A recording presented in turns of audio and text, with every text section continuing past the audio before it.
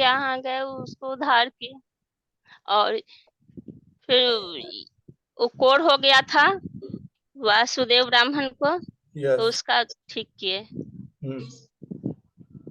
Okay, और इसके अलावा और कोई बोलेगा दूसरा नया डिवोटी कोई, जिन्होंने ऑडियो वीडियो खोली है और साथ में मुंह भी खोली है?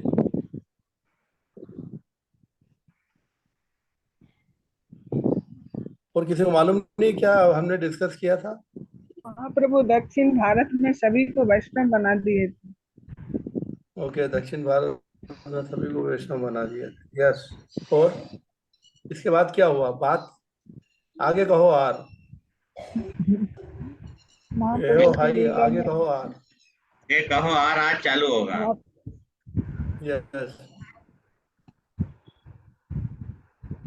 आगे कहो और क्या हुआ था? क्या क्या देखा था, क्या क्या सीखा था? वो सीन क्रिएट हो जाना चाहिए। जी जी जी। कुरमा ब्राह्मण जब जो अभी है हम याद कर रहे हैं। कुरमा ब्राह्मण ग्रस्त था। ग्रस्त होने वो महाप्रभु के साथ जाना चाहता था, लेकिन महाप्रभु ने उनकी स्थिति देखकर उसको बोला कि नहीं, तुम गृहस्थ आश्रम में ही रहकर भगवत गीता और भागवतम का जो है प्रचार करो, यही तुम्हारे लिए उपयुक्त है। तो ओके। चैतन्य महाप्रभु ने समय और उपयुक्त देख के ही सबको इंस्ट्रक्शन उसी प्रकार का देते थे। वासुदेव ब्राह्मण को कोढ़ हो गया था, उसको कोढ़ को जो है उन्होंने जो है दूर किया था, आलिंगन करके, प्रगाढ़ आलिंगन करके उसको कोढ़ को दूर किया था। और यस। उन्होंने जो है मतलब सब लोग उनके साथ जाने का इच्छा कर रहे थे, लेकिन महाप्रभु जो है उन्होंने कहा कि नहीं, मैं किसी को नहीं लेके जाऊंगा, मैं यह यात्रा स्वयं खुद ही करना चाहता हूँ। ठीक है, ऐसा करके था। करेक्ट। तो इसके आगे अब हम सुनेंगे कि चैतन्य महाप्रभु उन सबको, गांव वालों को कृष्ण भक्त बना करके आगे चल दिए और गोदावरी के किनारे पे पहुंचे वहां पर। और जो गोदावरी के किनारे पे पहुंचने के पश्चात प्रभु, ये साउंड साउंड कंट्रोल कीजिए। हाँ प्रभु, देखता हूँ। Mute all, mute all. हाँ प्रभु, देखता हूँ। तो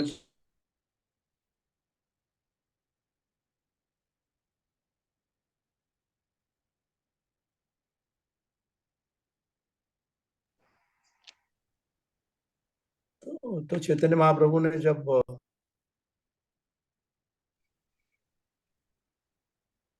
उन्होंने देखा कि ये गोदावरी को यमुना समझ बैठे और उसी के अंदर में वो भाव विभोर हो गए, वहां पर स्नान किया। तब उन्होंने देखा कि एक पालकी के अंदर में लोग तामझाम के साथ में ब्राह्मण आ रहे थे और अनेक प्रकार के श्लोक बोल रहे थे। तो चैतन्य महाप्रभु देख करके आश्चर्यचकित हो गए। उन्होंने देखा कि एक व्यक्ति बहुत ठाट बाट से रह रहा था, पालंकी से नीचे उतरा और ब्राह्मणों ने उसको स्नान कराया।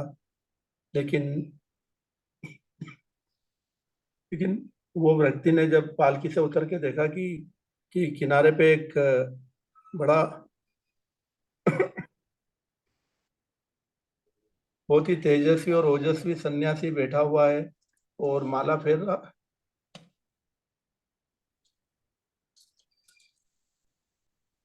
तो वो अपने आप को कंट्रोल नहीं कर पाए। उनके पास में गए और उनको साक्षात दंडवत प्रणाम किया। तो प्रणाम करके चैतन्य महाप्रभु ने उसको उठाया और गले लगा लिया। और उनसे पूछा कि आप कौन हो? तो उन्होंने बड़ा सुंदर उत्तर दिया कि मैं शूद्र जाति मैं शूद्र जाति का हूँ और एक सरकारी नौकर हूँ, लेकिन शूद्र जाति का हूँ। तो उन्होंने दोनों एक दूसरे को मिलकर के बहुत आलिंगन करते हैं और दोनों एक दूसरे को देख करके रोने लगते हैं। वो इतने रोते हैं कि जो वहाँ के जो ब्राह्मण और बाकी जो अन्य लोग आए थे बड़ा आश्चर्यचकित हो जाते हैं कि एक सन्यासी होते हुए भी व्यक्ति इतना रोता है क्या किसी के मिलने पर, वो भी कर्मी व्यक्ति के साथ में गले मिल रहे हैं और रो रहे हैं, तो बड़ा आश्चर्य हुआ। तो चैतन्य महाप्रभु ने ये चीजें देखी तो उनको सेंस आ गया कि ये गलत हो रहा है, लौकिक दृष्टि से ठीक नहीं, तो वो अपने आप को खींच लेते हैं और अंत में तो चैतन्य महाप्रभु फिर आपस में बैठते हैं। तो रामानंद राय कहते हैं कि आकृत्य प्राकृत्य तुम्हार ईश्वर लक्षण जीवेना संभव है यही अप्राकृत्य गुणा। हे मान्यवर, आपके शारीरिक लक्षणों तथा स्वभाव से पूर्ण पुरुषोत्तम भगवान नजर आ रहे हो। सामान्य जीवों में ऐसे दिव्य लक्षणों का मिलना असंभव है। चैतन्य महाप्रभु के शारीरिक लक्षण असाधारण थे। निस्संदेह उनका शरीर नाप में असाधारण था। उनकी छाती तथा उनके भुजाओं की लंबाई समान थी। इसे न्योग्रद परिमंडल कहते हैं। जहां तक उनके स्वभाव का सवाल है, वह एक हरे के प्रति दयालु थे। भगवान के अतिरिक्त सबके प्रति अन्य कोई ऐसा दयालु नहीं हो सकता, इसलिए भगवान का नाम कृष्ण है, अर्थात सर्व आकर्षक। भागवत गीता में भी कहा गया है कि कृष्ण हर एक के दयालु पिता है। सर्व योनिषु कौन्तेय अहम बीज प्रद पिता। फिर वे किसी जीव के प्रति निष्ठुर कैसे हो सकते हैं? चाहे कोई मनुष्य हो, पशु हो, वृक्ष हो या भगवान, हर एक पर दयालु होते हैं। यही ईश्वर का गुण है। तो प्रभु कहे, तुम ही महाभागवतोत्तम, तुम्हारा दर्शन सबार द्रव्य है लेमना। महाप्रभु ने रामानंद राय को उत्तर दिया कि हे महोदय, आप सर्वोच्च भक्तों के शिरों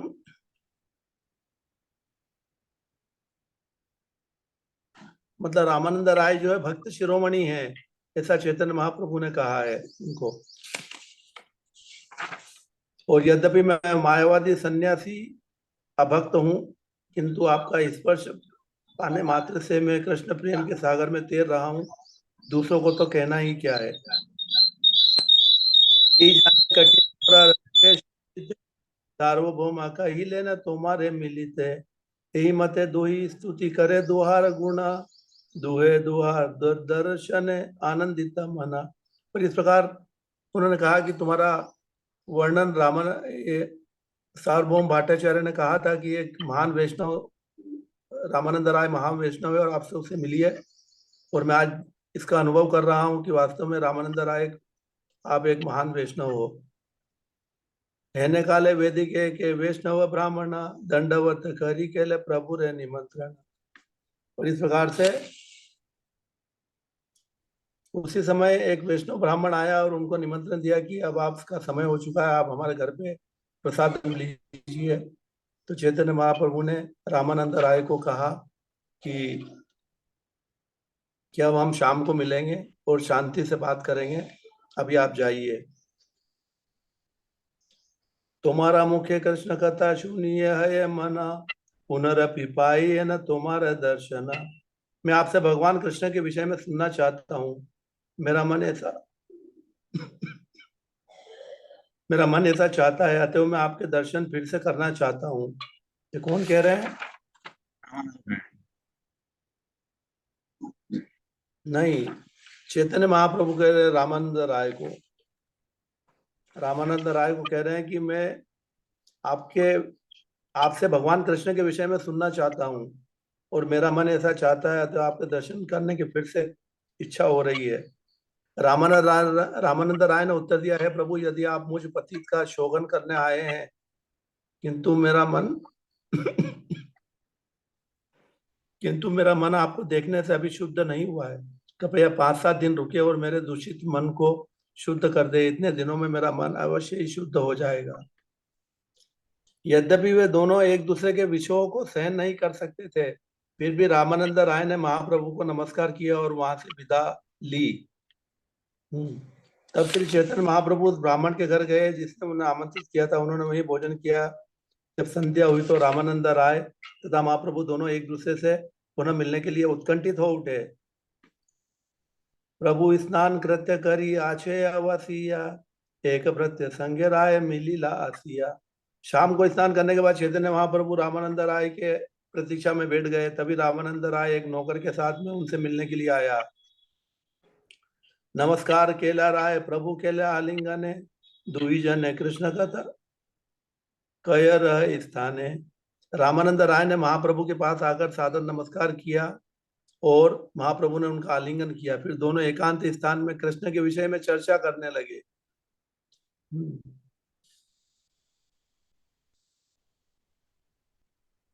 यहाँ पे प्रभुपाद जी तात्पर्य में बहुत अच्छी चीज लिखते हैं कि रह स्थाने अर्थात एकांत स्थान में अत्यंत महत्वपूर्ण है। कृष्ण तथा उनकी लीलाएं, विशेषतः उनकी वृंदावन लीलाएं तथा गोपियों के साथ आचरण, ये चर्चाएं अत्यंत गोपनीय है।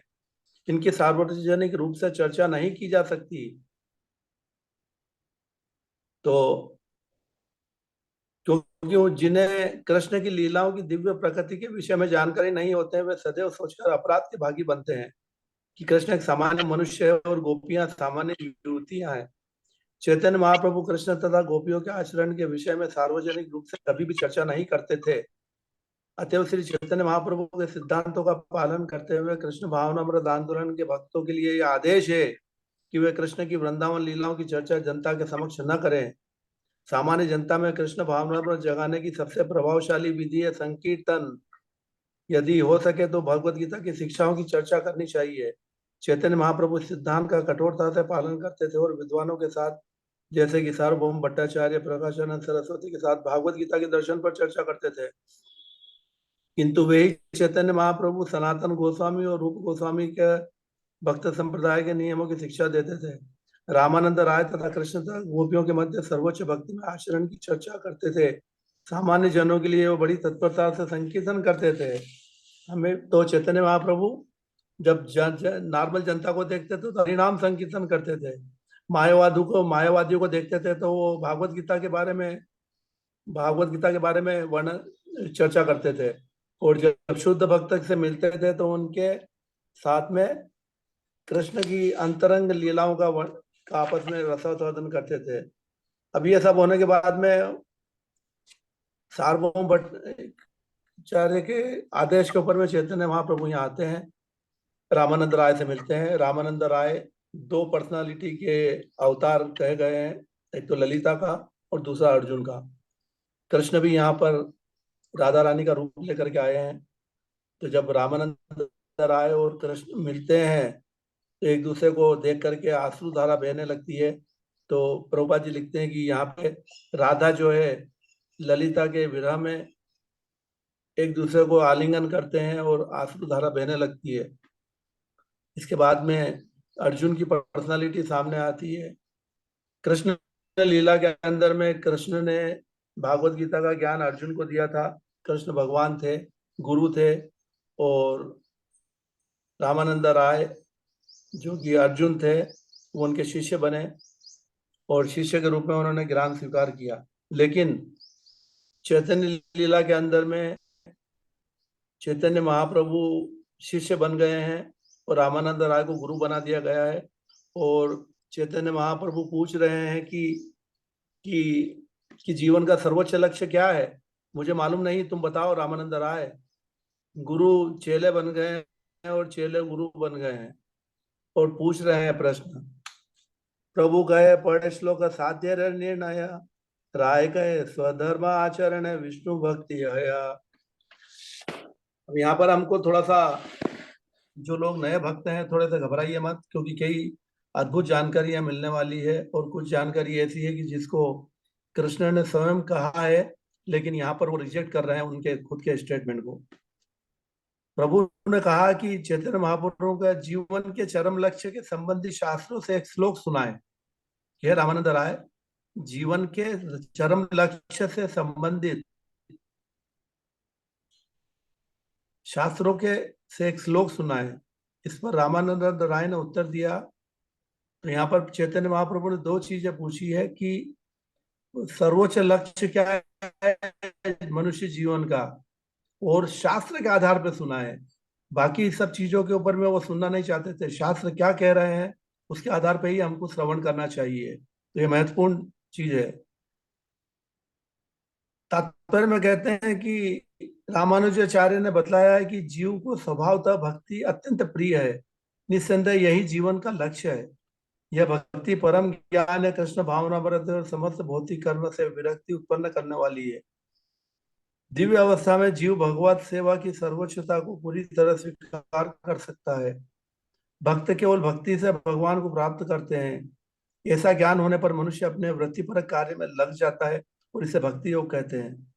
भक्ति योग संपन्न करने पर मनुष्य शुद्ध भक्ति के पद को प्राप्त कर सकता है। व्यासदेव के पिता महामुनि पराशर ने विशेष रूप से उल्लेख किया कि वर्णाश्रम धर्म के अनुसार कर्म करते हुए मनुष्य समाज में भगवत भक्ति को जागृत किया जा सकता है। तो यहाँ पे चैतन्य महाप्रभु पूछते हैं कि जीवन का परम लक्ष्य क्या है। तो रामानंद राय कहते हैं, स्वधर्म आचरण विष्णु भक्ति है।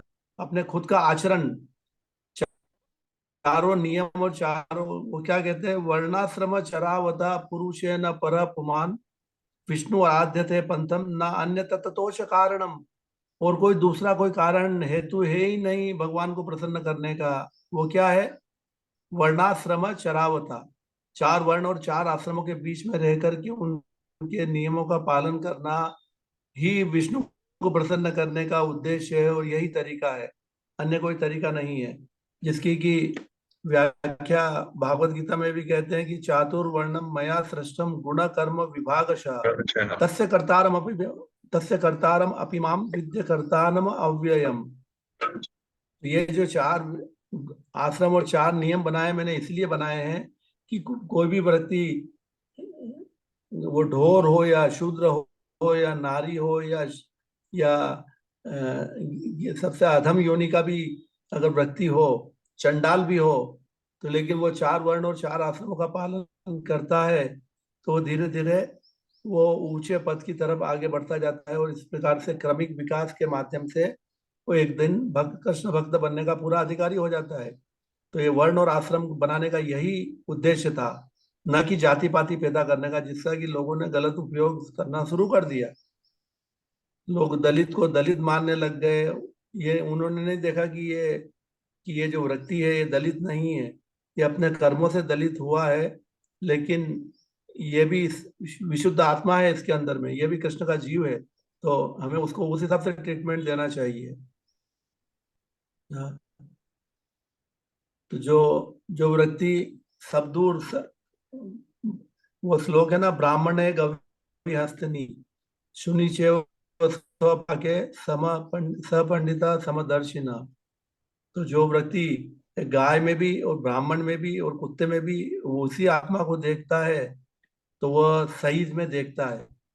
लेकिन हम जो देखते हैं, हम देख रहे हैं कि जो व्यक्ति जो भौतिक दृष्टि से देखता है कि अभी ये दिन है, अभी 8:30 बजी है, तो ये व्यक्ति मुझे कुछ बोल रहा है, मतलब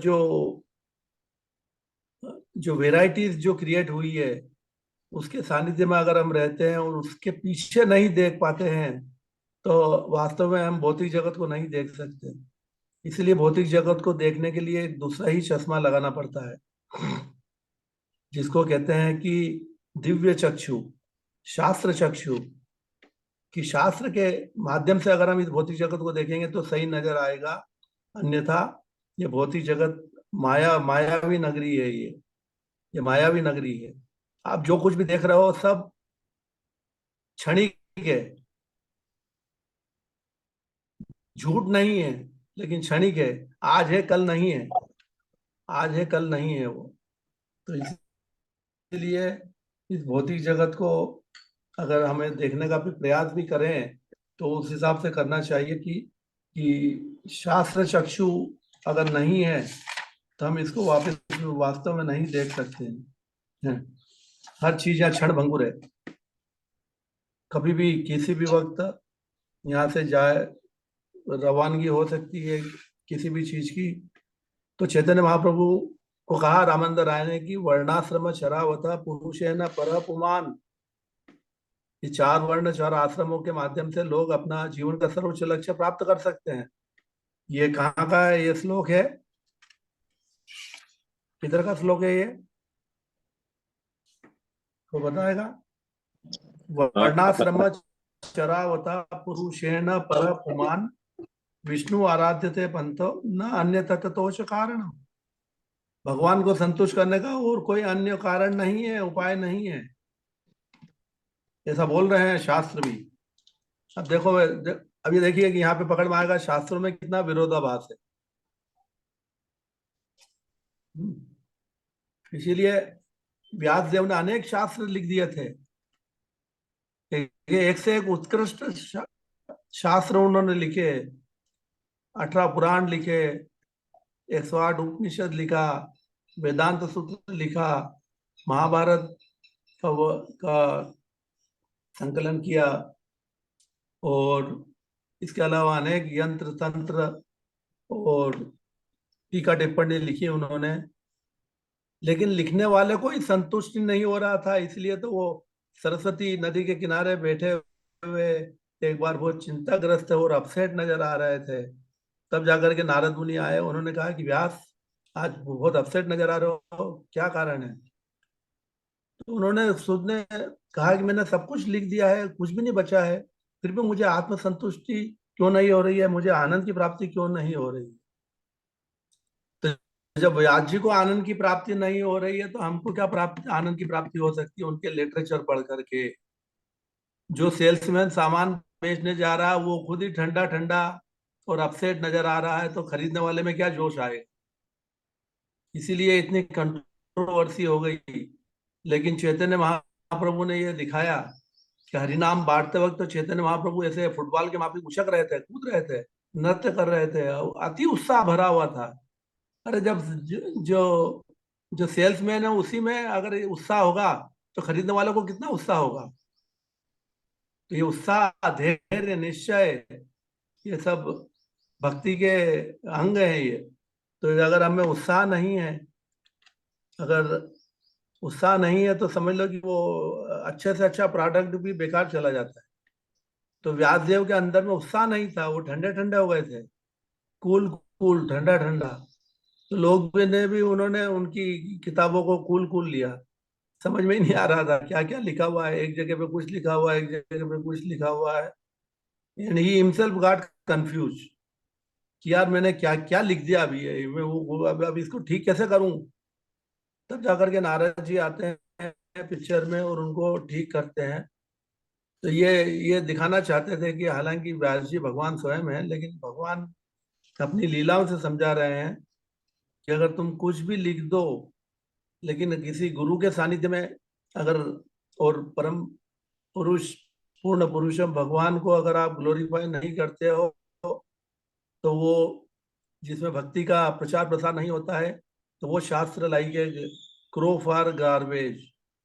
मतलब कौवों के लिए वो कचरा, जैसे कौवे कहाँ पे जाते हैं? जहाँ कचरा पड़ा रहता है वहां पे जाते हैं, काव काव करते हैं, और विद फैमिली के साथ में, जहाँ पे सड़ेली गलेली चीजें यहाँ पे मिलती है। तो इसी प्रकार से भौतिक जगत के अंदर में अधिकतर साहित्य लोग कौन से पढ़ते हैं? जो इलीगल है, इलिसिट है, और जहाँ पे विषय विषय को आनंद देने वाले शास्त्र हैं। ऐसे शास्त्रों की भरमार पड़ी हुई है लिटरेचर की पूरे पृथ्वी के ऊपर में। लेकिन जो शास्त्र कृष्ण को ग्लोरीफाई नहीं करता है, जो शास्त्र हमें ऊपर नहीं उठाता है, तो समझ लो कि वो व्यर्थ है, वो शास्त्र नहीं है, तो समय की बर्बादी है।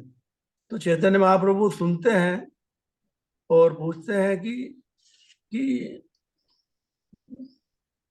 कि रामानंद राय, ये तो शारीरिक चीजें हो गई है, ये तो चार वर्ण, चार आश्रम, साधारण लोगों की चीजें हैं, ये तो बाह्य है, एक्सटर्नल है।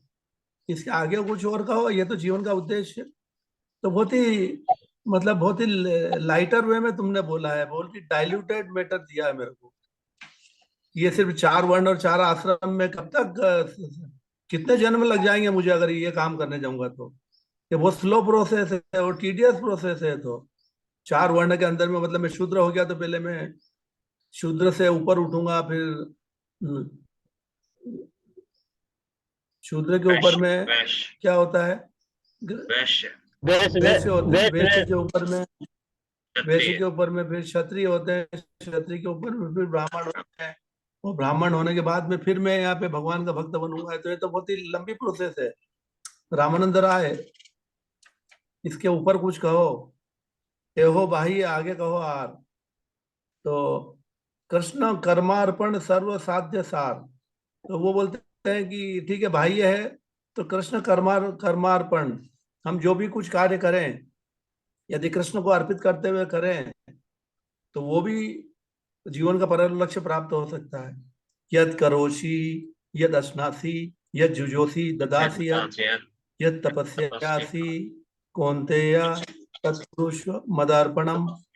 तो रामानंद राय ने कहा है कि भगवान आप ही ने कहा है चैतन्य महाप्रभु को इंडिकेट करते हो कि आप ही ने कहा था भागवत गीता में, तो आप ही ने कि जो कुछ भी करो, जो कुछ भी खाओ, जो कुछ भी यज्ञ करो, जो कुछ भी दान दो, तथा तुम जितनी भी तपस्याएं करो उन सब के फल मुझे पूर्ण पुरुषोत्तम कृष्ण को अर्पित करते हुए चलो।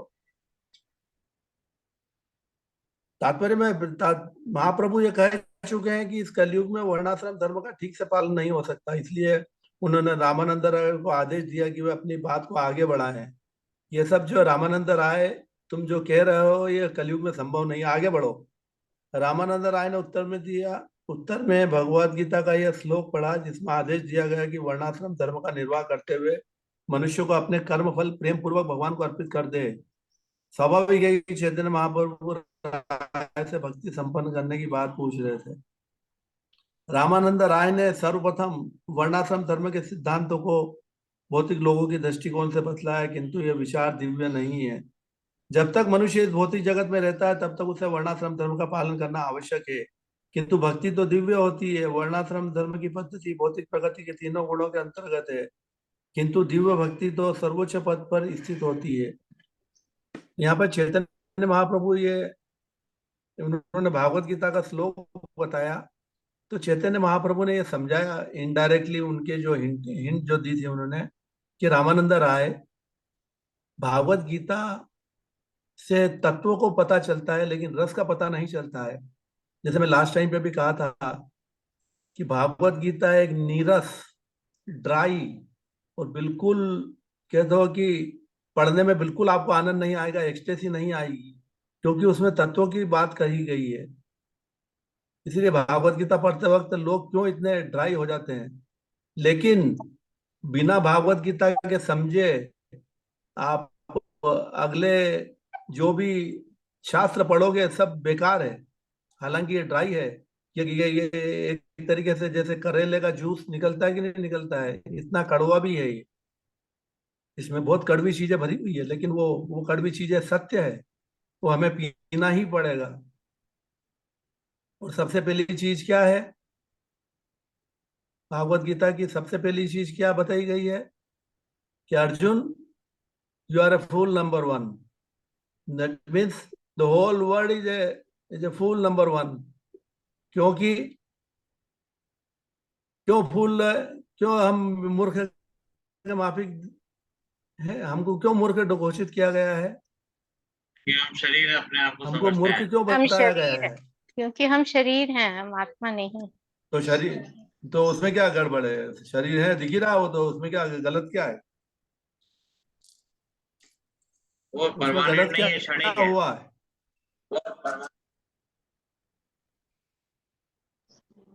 हरे कृष्णा प्रभु जी, जो परमानेंट लास्ट नहीं है, टाइम में क्षणिक है। जो फ्राइडे को आपने बताया था, एक बहुत अच्छा एग्जाम्पल था कि हमको लेटर मिला हुआ है सीईओ का काम करने के लिए, लेकिन हम लोग वॉचमैन का काम कर रहे हैं, तो हम अपने को पहचान नहीं पा रहे हैं।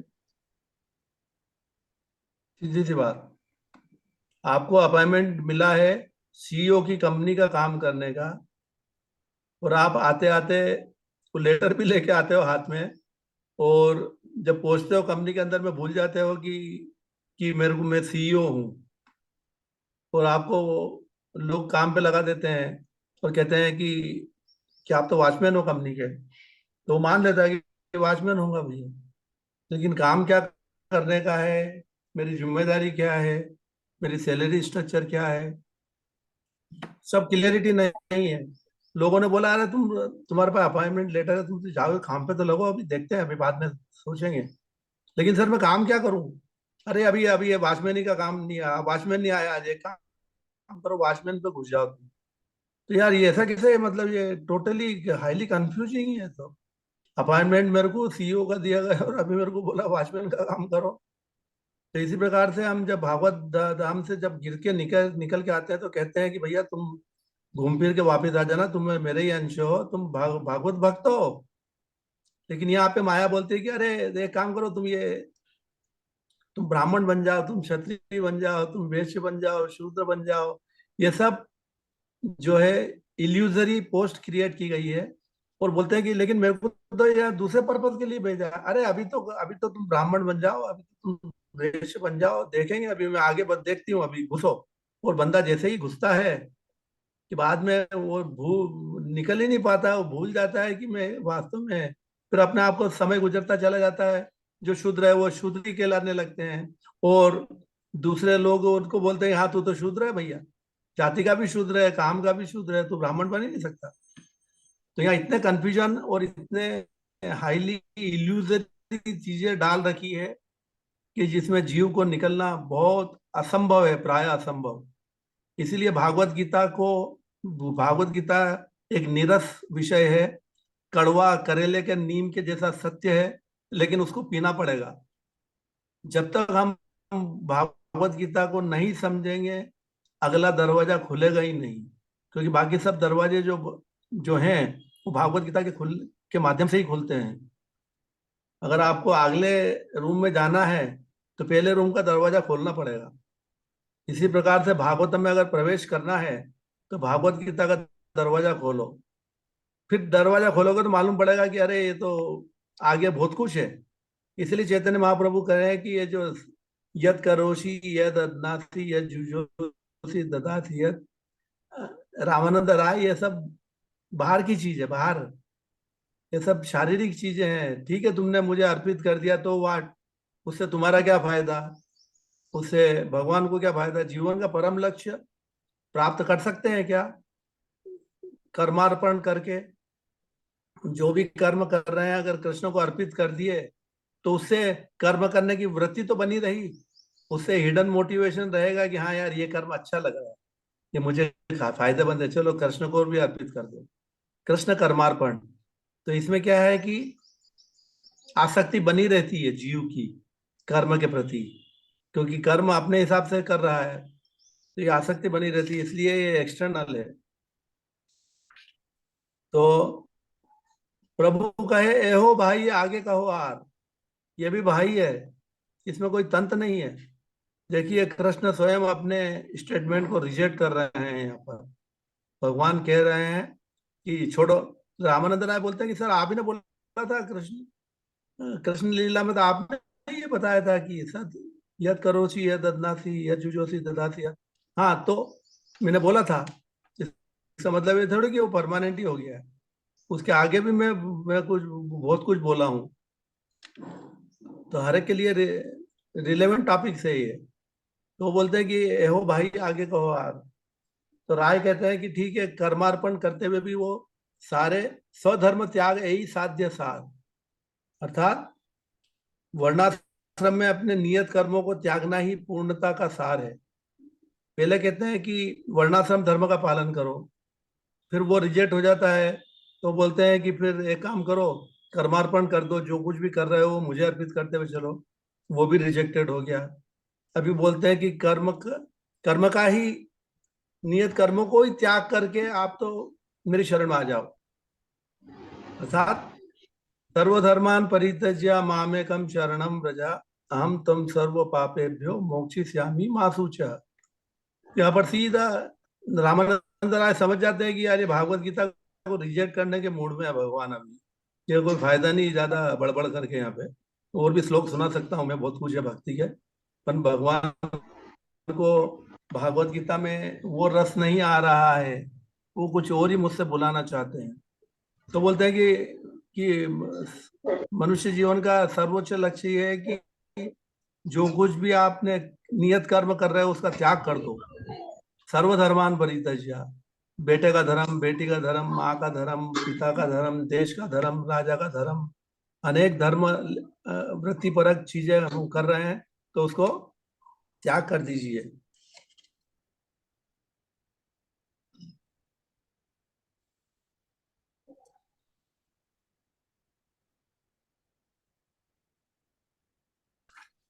तो यहाँ पर तो जीवन की पूर्णता किसमें है?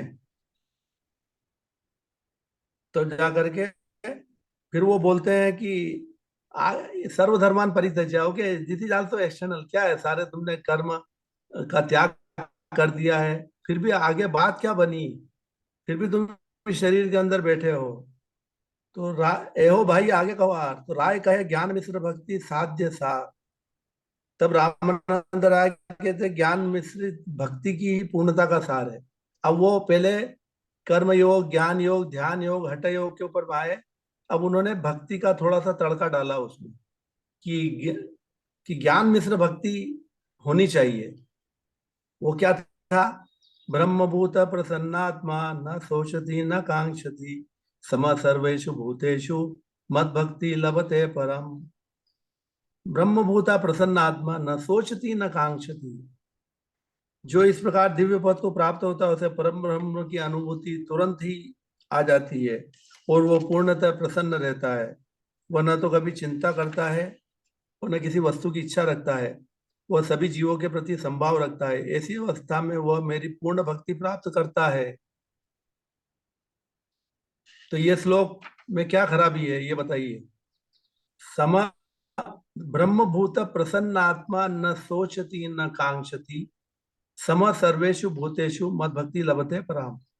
तो जो ब्रह्मभूत की स्टेज पर आ जाते हैं, जो व्यक्ति सारे कर्म कांड, ज्ञान कांड, योग और ये सब चीजें जो ऊपर उठ करके जब ब्रह्मभूत स्टेज पर आ जाते हैं तो न सोचती न कांक्षती, न कोई न इच्छा होती है, न कोई वो होता है, और हमेशा आनंद में रहते हैं।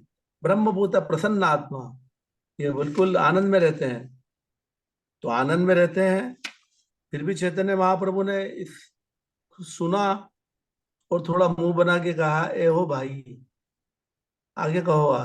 ये भी भाई है, मतलब जो भागवत गीता का 18वें नंबर का 54वां श्लोक है ये भी रिजेक्ट हो गया। मतलब प्रैक्टिकली भागवत गीता को उन्होंने रिजेक्ट कर दिया। क्या उन्होंने भागवत गीता को रिजेक्ट कर दिया? लेकिन उससे हमको ये कंक्लूजन नहीं निकालना चाहिए कि हम भी भागवत गीता को रिजेक्ट कर देना ही हमारे लिए।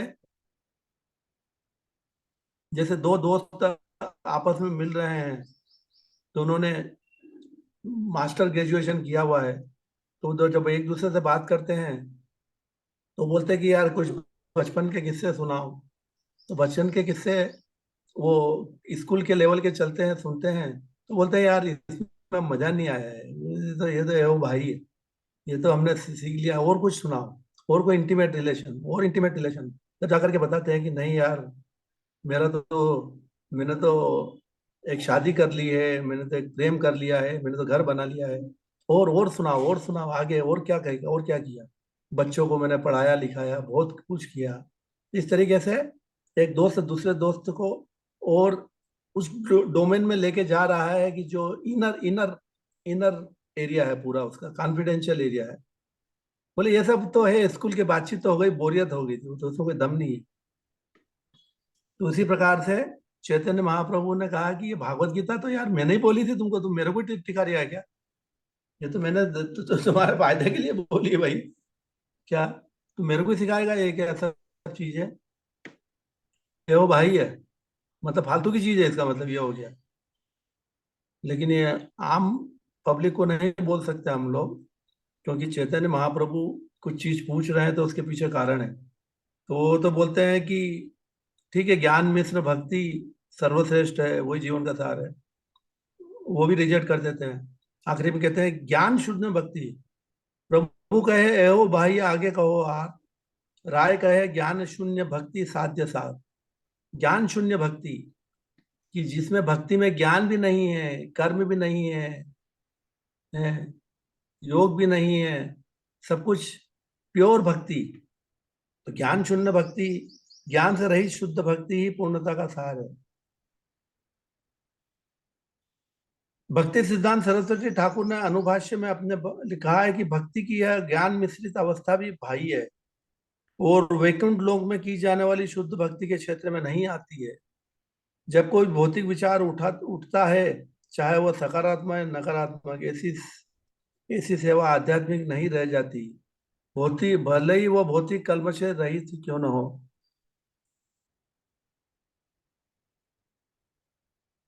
वास्तव में जब तक मनुष्य भगवान के साथ अपने सनातन संबंध को नहीं समझ लेता है, तब तक वो आध्यात्मिक जीवन में प्रवेश नहीं कर पाता है। आध्यात्मिक जीवन का अर्थ है भौतिक जीवन से विरक्ति होना और भगवान की प्रेममयी सेवा में लगना। ये दोनों साइमल्टेनियसली चलना चाहिए, इधर विरक्ति होनी चाहिए और इधर आसक्ति होनी चाहिए। जैसे आपने प्लग निकाल करके हवा में नहीं छोड़ सकते, उसको कोई दूसरे जगह पे लगाना ही पड़ेगा। Connection, it has to be connected with someone.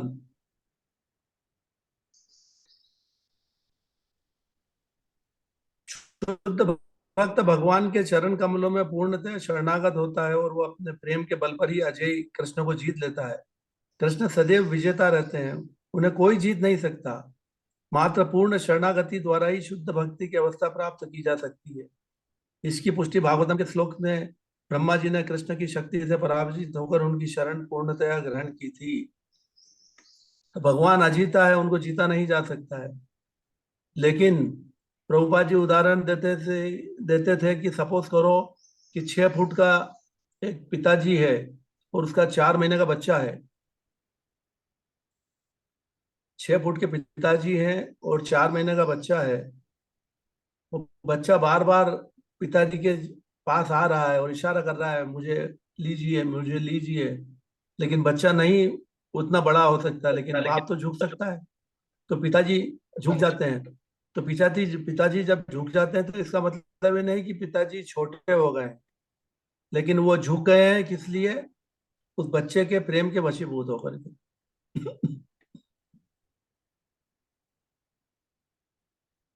तो प्रेम के कारण ही उस बच्चे ने पिताजी को झुका दिया।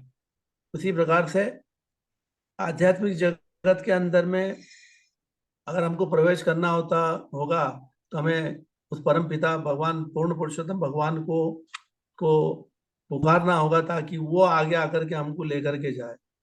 वरना हमारे प्रयास से हम तो छोटे हैं एकदम, हम यहाँ से निकल नहीं सकते। तो रामानंद राय भागवत गीता को बंद करते हैं और धीरे से एक श्लोक बोलते हैं, सीधे 10th कांटो का, सीधा वो 10th कांटो के अंदर में लेके जाते हैं। मतलब 9 खंड जो है 9th कांटो है, उसमें भी भक्ति का सार नहीं है। तो वो कहते हैं ज्ञाने प्रयासम उदपस्य नमंत एव जीवंति सन्मुखरिताम भवदीय वार्ताम स्थाने स्थिता श्रुतिगताम तनुवांग मनोभिर ये प्रयासो जितोपि त्रैलोक्य लोक्यम ज्ञाने प्रयासम उदपस्य नमंत एव। ये बहुत फेमस श्लोक है भागवतम का। ब्रह्मा जी कृष्ण को कह रहे हैं, जब उनके ब्रह्म विमोहन लीला की उपरांत जब वो एहसास कर जाते हैं कि अरे कृष्ण परमेश्वर है, ये जो नन्हा बालक जो हमारे सामने जो छाछ पी रहा है और ये गंदी हरकतें कर रहा है, ये वास्तव में पूर्ण पुरुषोत्तम भगवान ही है, इनको कोई नहीं समझ सकता, मैं खुद फेल हो गया।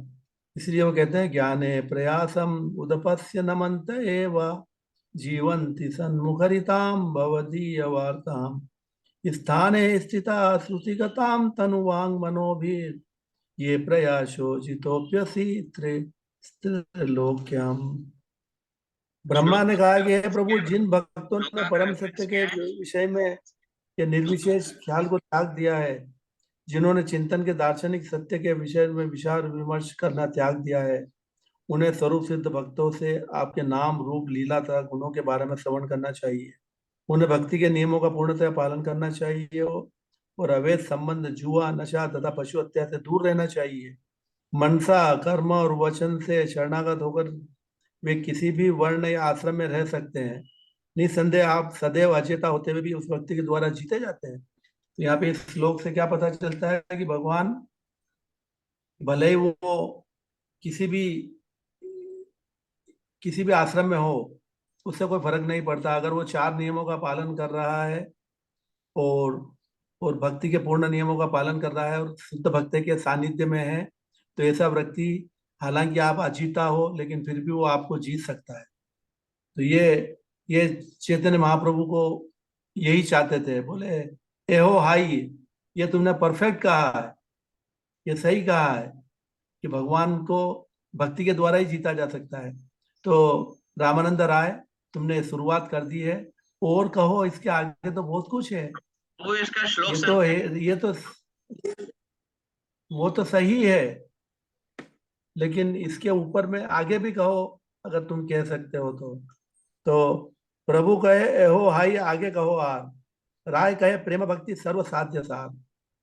तो यहाँ पर चैतन्य महाप्रभु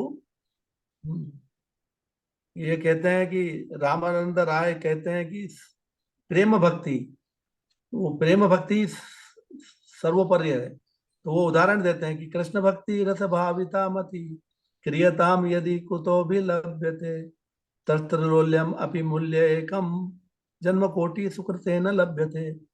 सैकड़ों हजारों जन्मों के पुण्य कर्म से भी कृष्ण भावना वही शुद्ध भक्ति प्राप्त नहीं की जा सकती। कौन कह रहा है ये?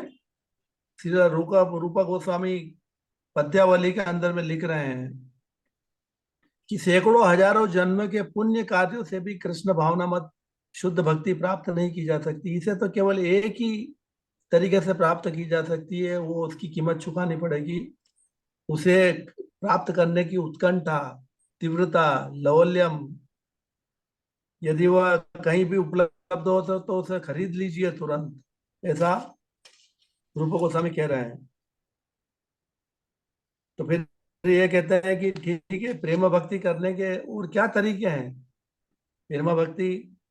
तो रामानंद राय कहते हैं कि अगर ये भक्ति कहीं मिलती है तो खरीद लो यार, लेकिन उसकी कीमत एक ही है, वो है लौल्यम, तीव्रता, उत्कंठा, वो आर्द्रता, वो हेल्पलेस सिचुएशन। जिस प्रकार से द्रौपदी ने पुकारा था तीव्रता के साथ में, गजेंद्र ने स्तुति की थी तीव्रता के साथ में, और जिस प्रकार से भीष्म पितामह ने स्तुति करी थी भगवान की, तो अगर इतनी तीव्रता अगर है, जैसे अद्वैत आचार्य ने तीव्रता के साथ में तुलसी दल और गंगा जल के साथ में भगवान का आह्वान किया था, तो भगवान को अवतरित होना पड़ा। जैसे उदाहरण अक्सर हम देते रहते हैं कि माता और शिशु का एक बहुत ही क्लासिक एग्जाम्पल है। 6 महीने का बच्चा है, दूध पीता बच्चा, वो खेल रहा है, तब तक माता भी ध्यान नहीं दे रही है। हाँ, खेल तो रहा है, ध्यान है उसका पूरा कि मेरा बच्चा खेल रहा है, क्या कर रहा है, पूरी मतलब she is having a very close eyes, लेकिन वो पास में जाती नहीं है कि जब बुला ही नहीं रहा है तो खेल रहा है तो खेलने दो उसको। लेकिन अगर वो उसका पेट दुख रहा हो, या उसको भूख लग रही हो, या उसको सुसु आई हो, या पोटी आई हो, या उसका सिर बना रहा हो, वो एक ही तरीके से आवाज मारेगा। क्या है उसका मारने का, बोलने का तरीका?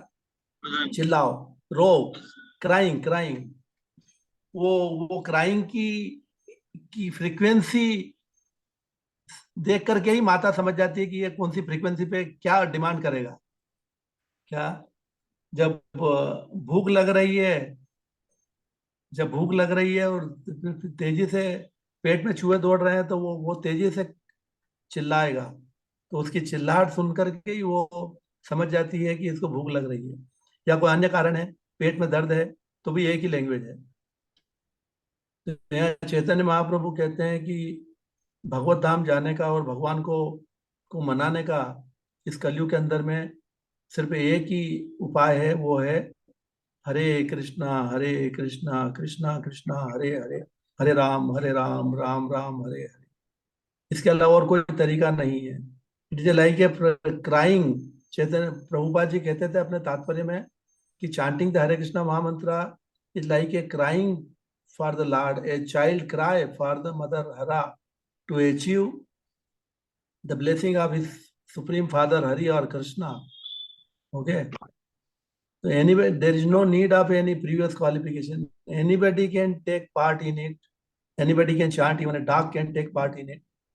कुत्ता भी एक ले सकता है इसमें हिस्सा, जानवर भी ले सकते हैं, पशु पक्षी भी कोई भी व्यक्ति इस हरि नाम को जप सकता है और अपनी जिंदगी को सफल बना सकता है। लेकिन वो हरि नाम लेने का भी मूड होना चाहिए। चैतन्य महाप्रभु कहते हैं कि नयनम गलदस्रु धारया वदनम गद गद रुदया गिरा, पुलकेर्निशितं वपु कदा तव नाम ग्रहणे भविष्यति। युगायितं निमिषेण चक्षुषा स प्रावसायितं शून्यायितं जगत सर्वम गोविंदा विरहे नमः। वो विरह का अनुभव है। अक्सर लोग हम लोग योग की पद्धति करते हैं कि योगा कर रहा हूं मैं, तो योग का मतलब क्या होता है एक्चुअली? जोड़ना। नहीं, वो भी नहीं है। योग करने के लिए क्या जरूरत, क्या है योग करने की? लोग योग के ऊपर में बहुत भाषण देते हैं, तरह तरह के योग है, अष्टांग योग है, हैं यमा नियमा आसना प्राणाहारा प्रत्याहारा समाधि।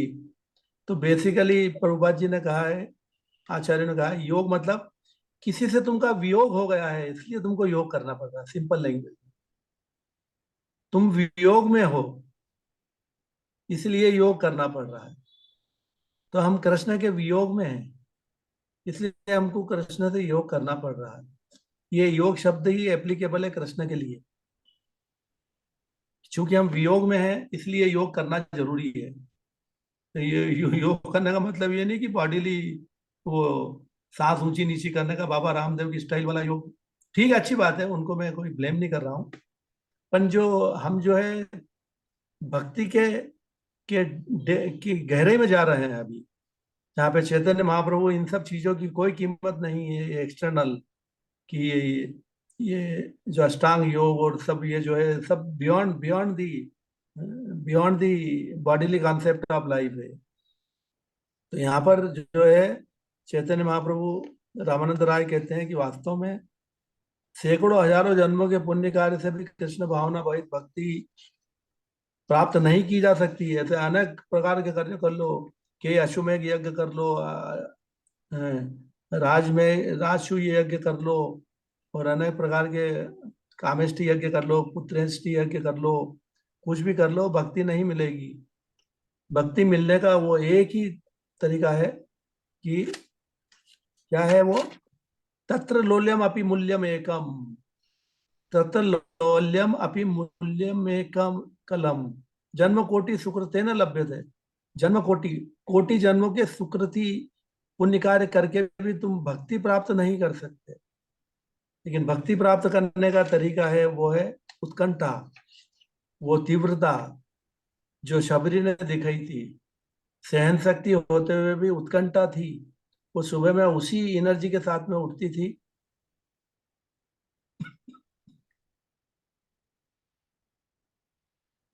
सुबह उठती थी पूरी एनर्जेटिक थी, शाम को ठंडी हो जाती थी कि राम जी आज भी नहीं आए। फिर वो सुबह उठती थी, फिर झाड़ू लगाती थी, फिर वो फल फूल फल फूल लेकर के आती थी। फिर वो सजाती थी, वो रास्ते को सजाती थी कि राम जी इस रास्ते से आएंगे।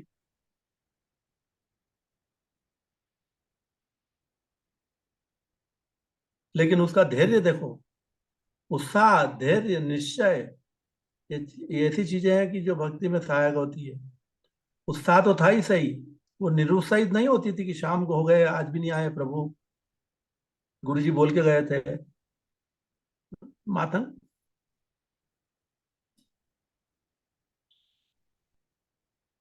मातंग मुनि उनको बोल के गए थे कि राम जी जरूर आएंगे। अनफ्लिंचिंग फेथ, गुरु निष्ठा, नाम निष्ठा, शास्त्र के अंदर निष्ठा,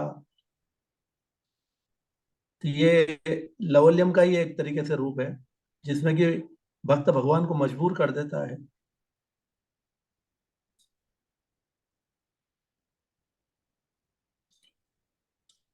भगवान को मजबूर कर देता है उसके पास आने के लिए। राम जी कहते थे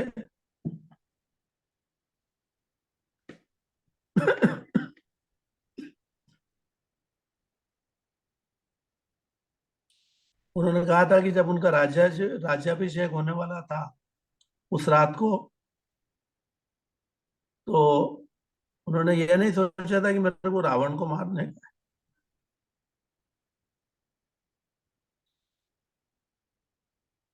उन्होंने ये नहीं सोचा था कि मुझे भारद्वाज ऋषि के पास जाने का है या तारका का वध करना है, नहीं वो सब तो हो जाएगा।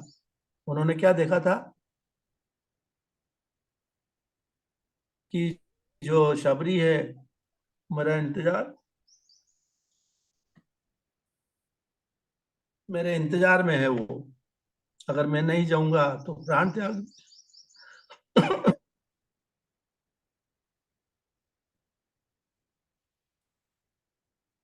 अगर मैं नहीं जाऊंगा तो प्राण त्याग देगी और उसके गुरु के वचन झूठे हो जाएंगे। तो भक्तों के मान रखने के लिए अपने, इसलिए कौन्तेय प्रतिजाने न मे भक्ता प्रणश्यति, प्रतिज्ञा तव गोविंदम, ये गोविंद की प्रतिज्ञा है कि मेरे भक्तों का कभी वचन खाली नहीं जाएगा, इसलिए तुम लोग डिक्लेयर करो। तो मातंग मुनि ने कहा, मातंग ऋषि ने कहा था कि भाई तुम्हारे आश्रम में भगवान तुमसे मिलने आएंगे। तो उस चीज को करने के लिए भगवान ने रातों रात पूरा एपिसोड चेंज कर दिया और मंत्रा को इंस्ट्रूमेंट बनाया और वर मंगवा करके उन्होंने अपने दशरथ जी से ये 3 वर दिलवाए। और ये पूरा एपिसोड आपको मालूम है, लेकिन जो जो एसेंस है वो ये है कि अगर कृष्ण भक्ति मिलती है तो ले लो, लेकिन उसकी अनफॉर्चुनेटली उसकी जो कीमत है वो एक ही है, लवल्यम मूल्यम एकलम। उसकी कीमत जो है वो है लवल्यम, तीव्रता, वो दृढ़ता, उस निश्चय, उत्साह, ये सब चीजें इंक्लूड।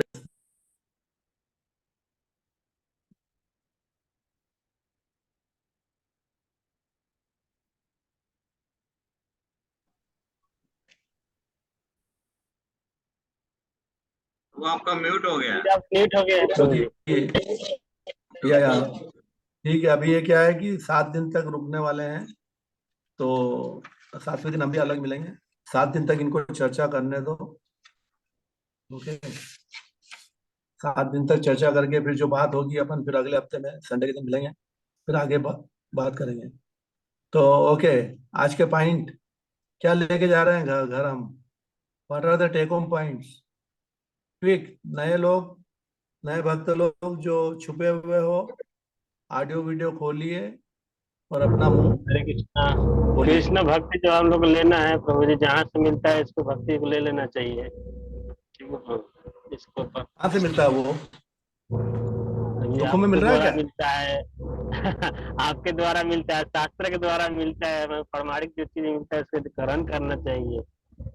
ओके, और क्विक पॉइंट। हरे कृष्णा प्रभु जी। जो कृष्ण आज का जो संवाद हुआ है चैतन्य प्रभु और रामानंद राय के बीच का, उसमें उन्होंने पूछा है कि कुछ जीवन का जो सर्वोच्च लक्ष्य है वो क्या है। तो क्रम से रामानंद राय बताते चले। पहले तो उन्होंने कहा कि वर्णाश्रम का पालन करना चाहिए, फिर कहा कि नहीं इसके आगे बढ़ो। फिर उन्होंने कहा कि आपके जितने भी कर्म हैं सब हमको अर्पण कर दो, सब भगवान कृष्ण को अर्पण कर दो। तो कहा नहीं फिर इसके आगे भी बढ़ो। फिर उन्होंने कहा कि सर्वधर्मान परित्यज्य चलो। वहां पर कहा फिर भी ये भी बाहरी चीज है, इससे भी आगे बढ़ो। फिर उन्होंने ज्ञान मिश्रित भक्त की बात कही, ब्रह्म भूत प्रसन्न आत्मा न सोचे न कांक्षति। यस, फिर कहे कि इसके भी आगे बढ़ो। तो उन्होंने कहा कि उसके बाद ज्ञान शून्य भक्ति है, जो कि भागवत में 9th कैंटो में, शायद आपने कहा, नंबर तो मैं नहीं लिख पाया। 10th कांटो। 10th कांटो में है। या और उसके बाद उन्होंने कहा 10th कि ये कांटो सही है। अंदर में 10th कांटो 10.14.3 .3। तो कहा कि ज्ञान शून्य भक्ति है 10.14.3। 3। तो उन्होंने कहा कि ठीक है, ये तो यहाँ तक तो ठीक है, लेकिन इसके आगे और भी है। तो उसके बाद में कुछ कोट करते हैं जो ब्रह्म विमोहन लीला होती है ब्रह्मा जी की। तो ब्रह्मा जी ने जो कहा हुआ है वो उसके आगे की बात होती है। और बाद में लास्ट पॉइंट में उन्होंने कहा कि ये प्रेमा भक्ति जो होती है भगवान के प्रति, जो अनन्यता होती है, भगवान को जो मानता है वहां से ये शुरू होती है। इसके पहले वाले जो है पूरा ये शारीरिक है या ये बाह्य रूप से है। तो इस तरह से दोनों का संवाद होता है, जिसमें से कि रामानंद राय जो अर्जुन के रूप थे और ललिता सखी के रूप थे, तो आपस में बातचीत करके इसका आनंद लेते हैं और इसमें जो गूढ़ बातें हैं वो सब लोगों को बताने के लिए करते हैं। Okay, very nice. नेक्स्ट, और कोई बोलेगा? हरे कृष्णा प्रभु जी। हरे कृष्णा घर प्रभु में जी। क्या लेके जा रहे हो आज? 6 फीट का पिताजी और 4 फुट का बच्चा है, लेकिन बच्चा बार बार रोता है कि मुझे गोद उठाइए, तो पिताजी को झुकना पड़ता है। उसी तरह हमको भगवान का भक्ति करके रोना चाहिए, ताकि भगवान हमको झुक के हमको उठाए। हरे कृष्ण माता। वेरी गुड, हरे कृष्णा प्रभु वेरी जी। गुड। यस, प्रभु जी, हम किस जाति में है, कौन सा कर्म कर रहे हैं और क्या कर रहे हैं, इससे कोई ज्यादा फर्क नहीं पड़ता। हमें कृष्ण भक्ति प्राप्त करने के लिए 100% शरणागत होकर सिर्फ उनका नाम पुकारना चाहिए वियोग का भाव में, तो हमें कृष्ण भक्ति जरूर प्राप्त हो सकती है। सही है। हरे कृष्णा। हरे कृष्णा। यस, भक्ति यस। के लिए लौल्यम बहुत जरूरी है। जैसे कि आपने शबरी महाराज शबरी का एग्जाम्पल बताया कि उसको इतना उत्साह था, इतना धैर्य था, वो उसको पक्की थी कि नहीं भगवान राम आएंगे। रोज रात को सोती और सवेरे उठती, सब पूरा भगवान के लिए फूल रास्ता सजाती, फिर शाम को थोड़ा सा उसका धीरज हो जाता कि भाई नहीं भगवान आज नहीं आए, कल आएंगे। तो कई वर्षों तक शबरी ने भगवान का इंतजार किया और भगवान राम आए और उनको दर्शन दिए। तो भक्ति के लिए लौल्यम बहुत जरूरी है, उत्साह भी बहुत जरूरी है। करेक्ट। नेक्स्ट, और कोई? प्रभु एक चीज है, ज्ञान शून्य भक्ति के बाद जो आपने बताया है, ज्ञान शून्य भक्ति के बाद जो ज्ञान प्रयासे वाला जो बताया है, उसका जो है रेफरेंस श्रीमद् भागवतम का श्लोक का रेफरेंस क्या है? 10.14.3। वो तो ज्ञान शून्य भक्ति हो गया। उसके बाद जो ज्ञान प्रयासे करके आपने कुछ बताया था, ज्ञान वो वही तो है, वो वाला श्लोक है, ये वो वाला श्लोक है 10.14.3। हरे कृष्ण प्रभु जी। हरे कृष्ण प्रभु जी। के बाद में एक और है, मतलब ये प्रेमा भक्ति के पहले है और ज्ञान शून्य भक्ति के बाद एक पड़ाव और है। एक बड़ा और तो मैंने वो पढ़ाया था आपको, कृष्ण भक्ति रस भाविता मति क्रियतम यदि कुतो भी लभ्यते। ये पद्यावली से लिया गया है रूप गोस्वामी द्वारा, ये श्लोका संग्रह में दिया हुआ है। ज्ञान प्रयास है ऐसा करके कुछ श्लोका था, ज्ञान प्रयास है। हाँ वो है ना, ज्ञाने प्रयासा मुदपस्य नमन्त एव जीवन्ति सन्मुखरिताम भवदीय वार्ताम स्थाने स्थिताम श्रुतिगताम तनुवांग मनोभीर ये प्रयासो जितो अजो तपि तेस्य त्रिलोक्यम। 10.14.3। ओके 10.14.3। हरे कृष्णा प्रभु जी। हरे कृष्ण। हरे कृष्णा प्रभु जी। हाँ बोलिए। हाँ, इसमें एक और पॉइंट है कि योग करना जरूरी है, क्योंकि हम वियोग में है, इसलिए योग करना जरूरी है। योग करना यानी भगवान की भक्ति में गहराई में जाना। हाँ, उसके लिए ये सब दृढ़ता, उत्साह, वियोग में है, उत्कंठा, लौल्यम, ये बहुत जरूरी है। जैसे द्रौपदी ने किया, गजेंद्र ने किया, भीष्म पितामह ने किया, अद्वैत आचार्य ने किया, सबरी ने किया। Yes, okay, good. नेक्स्ट। हरे कृष्ण। और कोई? जैसे वेद व्यास जी ने सारे ग्रंथ और सब कुछ रचना कर दिए और उनके अंदर भी संतुष्टि नहीं थी, ये सारे वेद पुराण लिखने के बाद भी, तो अपने उनके गुरु नारद मुनि से मिले और उन्होंने अपने असंतोष के कारण पूछे कि मैं इतने सब कुछ लिखने के बाद भी मेरे अंदर संतुष्टि नहीं है। तो उन्होंने कहे कि भगवान की लीलाओं का वर्णन करो, क्योंकि इससे जो जीव है इस लीलाओं का सुन करके और भक्ति में लगेगा। सही है, परफेक्ट।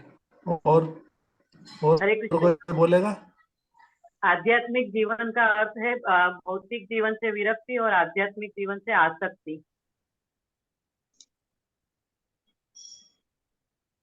यस, ये भी एक पॉइंट है। भौतिक जीवन से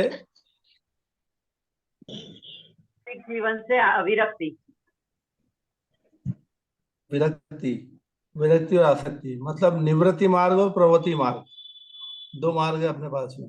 तो प्रवृत्ति मार्ग को छोड़िए, निवृत्ति मार्ग की तरफ आइए। Okay, yes. और कोई बोलेगा? हरे कृष्ण प्रभु जी।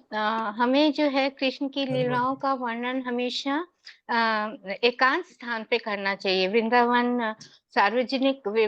की लीलाएं सार्वजनिक नहीं करनी चाहिए। जैसे चैतन्य प्रभु और रामानंद जी जो है वो एकांत स्थान पर बैठ के कृष्ण की लीलाओं का वर्णन कर रहे हैं।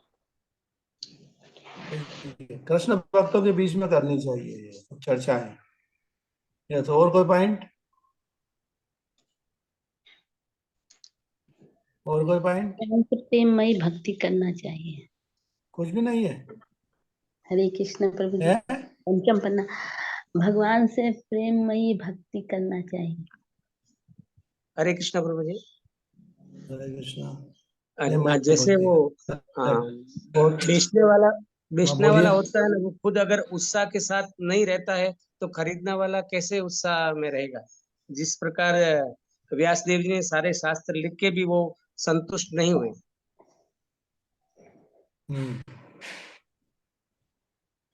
फिर भी वो बेच रहे हैं, प्रोडक्ट बेच रहे हैं। सेल्समैन को उत्साह नहीं है, सेल्समैन को मजा नहीं आ रहा है कि वो क्या माल बेच रहा है, तो खरीदने वाले को क्या उत्साह आएगा? चैतन्य महाप्रभु इसके विपरीत ऐसे उछल उछल के अपना प्रोडक्ट बेच रहे थे, नाच रहे थे, गा रहे थे, लोगों को भी नचा रहे थे। बोले तुम भी लो, तुम भी लो, तुम भी लो। तो देख करके जरूरत नहीं थी उस माल की, फिर भी खरीद लिया लोगों ने। हरिनाम की जरूरत नहीं थी, फिर भी उन्होंने घर घर पहुंचा दिया। तो ये दिखाता है कि कितना उत्साह हम में है। जितने उत्साह से तुम जो माल बेचोगे सब बिक जाएगा। और अच्छा माल भी अगर है और उत्साह नहीं है तो स्टॉक में पड़ा रहेगा, वो डेड स्टॉक। इसलिए Chaitanya Mahaprabhu he became a very good salesman, कि जहां पर भी जाओ उत्साह के साथ में, प्रेम के साथ, भक्ति के साथ में लोगों को बोलो हरे कृष्णा। इतना ही बोलने का, बहुत हाई फाई फिलॉसफी नहीं देने का। हरे कृष्ण प्रभु जी। फिलॉसफी से लोग भागते हैं आजकल। यस प्रभु जी, भगवत गीता से तत्वों का पता चलता है, रस का नहीं। लेकिन भगवत गीता को पढ़े बिना हम कुछ भी नहीं कर सकते हैं। भगवत धाम से जब हम वापस धरती पर आते हैं तो भगवान बोलते हैं कि फिर से आना, लेकिन यहाँ आकर हम भूल जाते हैं और माया देवी हमें घेर लेती है। इसलिए हमको भगवत गीता पढ़ना जरूरी है। बहुत जरूरी है। जी, हालांकि उसमें रस नहीं है, लेकिन वो भगवत गीता एक ऐसा दरवाजा है कि वो जब तक नहीं खुलेगा तब तक भागवतम उसके के बाद दरवाजे ही तक नहीं और कर सकते। आगे हम बढ़ सकते हैं, भागवतम पढ़ सकते हैं। हाँ, ये एक तरीके से आप उस गहन जगह में प्रवेश कर रहे हो जहाँ जिसका रास्ता भागवत गीता से गुजरता है। क्योंकि भागवत गीता आपको टिप्स देगी, आप कौन हो, कहाँ से आए हो, कहाँ जा रहे हो, भौतिक जगत क्या है, मटेरियल वर्ल्ड क्या है, तीन गुण क्या है, दुर्गा क्या है। ये सब जो चीजें हैं आपको आपको चेता रही है, आगाह कर रही है कि बहुत सावधानी से इस किले से बाहर निकलो, बहुत सावधानी से इस दरवाजे के अंदर से बाहर निकलो। जैसे कई लोग भूल भुलैया में चले जाते हैं, दरवाजे अनेक है वहां पे, लेकिन कौन सा दरवाजा खोलने का वो हमको अकल होनी चाहिए। और वो विजडम आएगी भागवत गीता से। नहीं तो वो लखनऊ की भूल भुलैया देखी कि नहीं देखी है? एक बार जो अंदर चले गया आदमी, बिना गाइड के बाहर निकल ही नहीं सकता। वो लखनऊ की भूल भुलैया जी, थोड़ा भी असावधान होने से फंस जाएगा आदमी। आज तक अभी भी यस, सावधान क्या, बरोबर सावधान होने पे भी फंस जाएगा वो तो गाइड की जरूरत पड़ेगी। सावधान होकर के भी कुछ नहीं कर सकते यहाँ पे। जी जी। क्या जब तक हमारी कोई उंगली न पकड़ के और सीधा उस दरवाजे के बाहर न निकाले, तब तक उसकी उंगली छोड़ने का ही नहीं उस व्यक्ति की, गाइड की। जी जी, आप लोग ये जैसे गाइड गुरु जो है, होगा गुरु तब है, तो गाइड मिलेगा ही। दीक्षा गुरु, पथ प्रदर्शक, पथ प्रदर्शक गुरु, मार्गदर्शक गुरु, ओके, अनेक गुरु होते हैं। तो जो भी मिले वो पकड़ लो उसको पहले तो, लेकिन संभल के पकड़ना। गुरु को भी जी चेक करो जी जी, गुरु भी दो कई तरह के गुरु होते डुप्लीकेट हैं, हो जाते हैं। बहुत पाखंडी लोग भी हैं। जरूरी नहीं कि, अरे कई तरह के होते हैं गुरु। हाँ, जी क्योंकि कलयुग जो है आपको ढूंढ रही है कि कहाँ पे मेरे को लूप होल मिले और मैं उस होल से गुजरूं। माया देख रही है कि अच्छा ये भक्ति में लोग आगे बढ़ रहे हैं, तो एक काम करो, मैं ही डुप्लीकेट गुरु का रोल निभाती हूँ और ऐसे छद्म गुरु बन करके, छद्म भक्त बन करके आपके साथ में गलत हरकत करके और इस तरीके से आपके भक्ति के विश्वास को तोड़ देगी वो। और कई ऐसे हादसे होते हैं कि इस कान में झोली माला कंठी लिए हुए, हरे कृष्ण माता जी कैसे हो क्या हो, और इस तरीके से वो चीटिंग कर जाते हैं जी जी कि आपको मैं दीक्षा दिला दूंगा, शिक्षा दिला दूंगा, आपको भगवत धाम पहुंचा दूंगा। तो समझ लो कि जो आदमी ये आश्वासन दे, मतलब समझ लो कि वो लफंगा नहीं, नंबर 1 का। वो जब तक पता नहीं चले कि क्या? प्रमाणिक गुरु है तब तक नहीं बहकावे में आना चाहिए।